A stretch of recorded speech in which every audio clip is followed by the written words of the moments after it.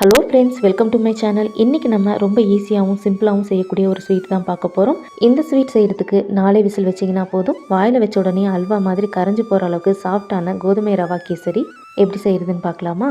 வாங்க.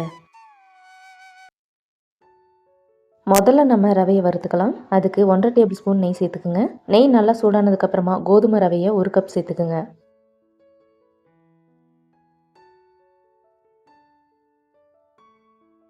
ரவை ரொம்ப கரிஞ்சு போயிடாமல் நல்லா பொரிஞ்சு வர வரைக்கும் வறுத்துருங்க. இப்போ பாருங்கள், ரவையை நம்ம இந்த அளவுக்கு வறுத்துருக்கணும். இப்போ ஸ்டவ் ஆஃப் பண்ணிவிட்டு இந்த ரவையை அப்படியே வச்சுருங்க. கேசரியை நம்ம இன்றைக்கி குக்கரில் தான் செய்ய போகிறோம். ரவை எடுத்து அதே கப்பில் 4 கப் தண்ணி சேர்த்துக்குங்க. நான் 4 கப் தண்ணி சுடு தண்ணியாக சேர்த்துருக்கேன். நீங்கள் நார்மல் வாட்டர் கூட சேர்த்துக்கலாம்.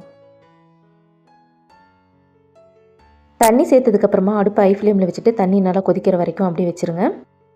இப்போ பாருங்கள், தண்ணி நல்லாவே கொதிச்சிருக்கு. இந்த டைமில் அடுப்பை லோ ஃப்ளேமுக்கு மாற்றிட்டு நம்ம வறுத்து வச்சுருக்கிற ரவையை இதில் சேர்த்துருங்க.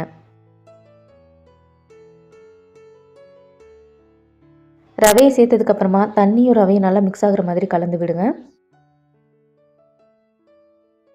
இதில் ஒரு பிஞ்சு சால்ட் சேர்த்துட்டு நல்லா கலந்து விடுங்க. சால்ட் சேர்க்கும் போது இனிப்பு நமக்கு நல்லா தூக்கலாக தெரியும். இப்போ பார்த்தீங்கனாலே தெரியும், ரவை நமக்கு நல்லாவே திக்காக இருக்கும். அடுப்பு லோ ஃப்ளேம்லேயே வச்சுருங்க. ஹை ஃப்ளேமில் வச்சுட்டிங்கன்னா ரவை ரொம்பவே திக்காயிரும்.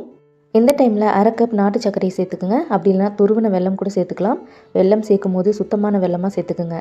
நாட்டு சர்க்கரை நல்லா கரையிற மாதிரி கலந்து விடுங்க. நம்ம சேர்த்திருக்கிற நாட்டு சர்க்கரையோட இனிப்பு இந்த கேசரிக்கு பத்தாது.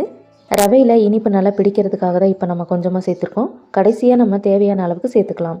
இப்போ குக்கர் மூடி போட்டு மூடிட்டு 4 விசில் வர வரைக்கும் ஹை ஃப்ளேமில் வச்சுருங்க.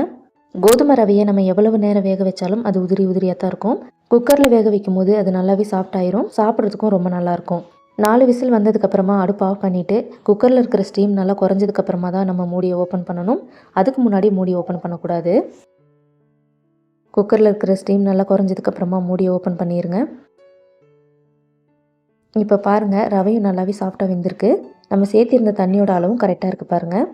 ரவை நல்லா சூடாக இருக்கும் போதே நல்லா மசிச்சு விடுங்க.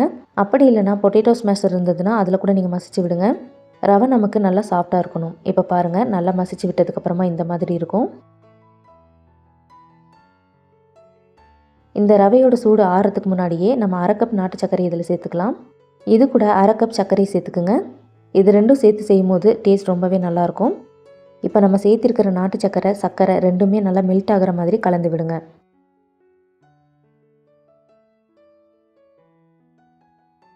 நம்ம சேர்த்திருந்த நாட்டு சர்க்கரையும் நல்லாவே மெல்ட் ஆகிருக்கு பாருங்கள். இந்த அளவுக்கு நல்லா கலந்ததுக்கப்புறமா இதில் நம்ம ஏலக்காய் தூள் சேர்த்துக்கலாம். நான் ஏலக்காயை சர்க்கரையில் சேர்த்து அரைச்சி வச்சுருக்கிறேன். அதனால் 2 டீஸ்பூன் சேர்த்துக்கிறேன். நீங்கள் வெறும் ஏலக்காய் தூள் வச்சுருக்கிறீங்கன்னா 1.5 டீஸ்பூன் சேர்த்திங்கன்னா போதும். இது கூட ஒரே ஒரு பிஞ்ச் பச்சைக்கப்புறம் சேர்த்துக்குங்க. உங்களுக்கு விருப்பப்பட்டால் நீங்கள் சேர்த்துக்கலாம். அப்படி இல்லைனா ஸ்கிப் பண்ணிவிடுங்க. இந்த கேசரியோட நம்ம சேர்த்திருக்கிற ஏலக்காய் தூள் பச்சைக்கப்புறம் நல்லா மிக்ஸ் ஆகிற மாதிரி கலந்து விடுங்க. இப்போ இந்த கேசரி அப்படியே இருக்கட்டும். இதுக்கு நம்ம ஒரு தாளிப்பை கொடுத்துடலாம். ரவை வறுத்த அதே கடாயில் உங்களுக்கு எவ்வளவு நெய் வேணுமோ அந்தளவுக்கு நீங்கள் சேர்த்துக்குங்க. நான் 3 டேபிள் ஸ்பூன் நெய் சேர்த்துருக்கேன். நெய் நல்லா சூடானதுக்கப்புறமா அடுப்பை லோ ஃப்ளேமில் வச்சுட்டு தேவையான அளவு முந்திரி சேர்த்துக்குங்க. இது கூட நீங்கள் ட்ரை கிரேப்ஸ் கூட சேர்த்துக்கலாம். நான் வெறும் முந்திரி மட்டும்தான் சேர்த்துருக்கேன். இது கூட உங்களுக்கு பிடிச்ச நட்ஸ் கூட சேர்த்து வறுத்துக்கலாம். முந்திரி லைட் கோல்டன் ப்ரௌன் ஆனதுக்கப்புறமா ஸ்டவ் ஆஃப் பண்ணிவிட்டு நம்ம ரெடி பண்ணி வச்சுருக்கிற கேசரியில் இந்த முந்திரியை சேர்த்துருங்க. முந்திரி சேர்த்ததுக்கப்புறமா நல்லா கலந்து விடுங்க. ஸ்வீட் சாப்பிடணும் போல் இருந்தால் டக்குன்னு இந்த மாதிரி ஒரு கேசரி செஞ்சு சாப்பிடுங்க. டேஸ்ட் ரொம்பவே சூப்பராக இருக்கும். அவ்வளவுதான், இப்போ நமக்கு கோதுமை ரவா கேசரி ரெடி ஆயிடுச்சு. இது சாப்பிட்றதுக்கு அல்வா மாதிரி அவ்வளோ சூப்பராக இருக்கும்.